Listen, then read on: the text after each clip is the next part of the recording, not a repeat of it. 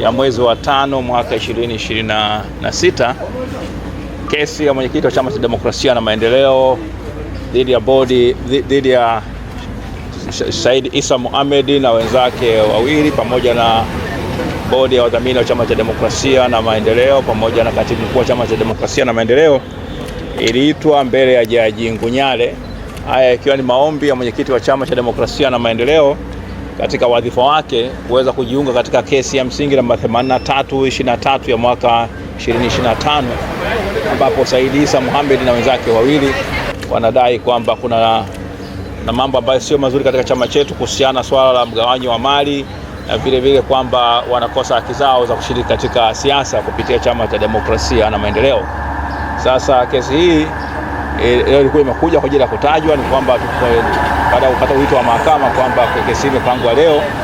Kwa hiyo sisi tumekuja na mwenyekiti amekuja baada kwamba alichelewa. Kesi ilipangwa saa 3 kasorobo, lakini nadhani tumeanza kama 3:30 au 3:45. Sasa ni jaji baada amekuja, jaji ameweza kutusikiliza kwa ufupi kwamba leo kesi imetajwa na ametoa maelekezo kwa upande wa sisi ambao tunajibu maombi kwamba tujibu ndani ya siku 7, kwamba tupeleke vile viapo kinzani kwenye maombi yale ya mwenyekiti kwa muda wa siku 7 kuanzia leo mpaka tarehe 1, kwa sababu kesi itasikilizwa tarehe 2 ya mwezi wa 6 mwaka 2026 katika mnamo saa 3 asubuhi.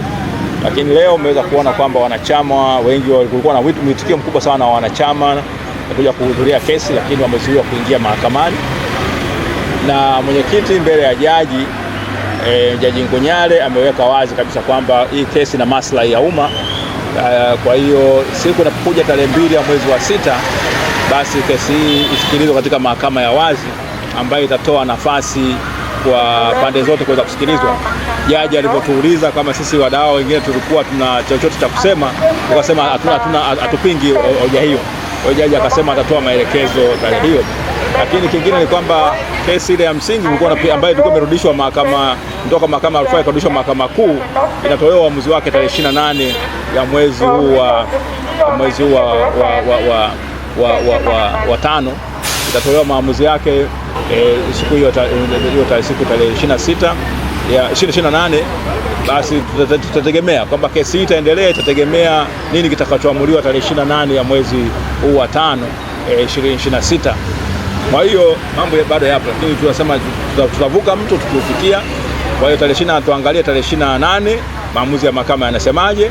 Kama mahakama inasema bado ina mamlaka ya kusikiliza kesi hii, basi tutaendelea tarehe hiyo, tutapata maelekezo mazuri. Kesi ya mwenyekiti itakuwa na msingi wa kuweza kuendelea tarehe 2 ya huo mwezi wa 6. La kama kesi ya msingi haina nguvu, basi hata ile kesi ya mwenyekiti na yenyewe itaporomoka kwa namna hiyo. Lakini haya yote yasubiri tarehe hizo, na ndio tutaweza kujua nini ambacho kitaamuliwa na mahakama. Asanteni sana.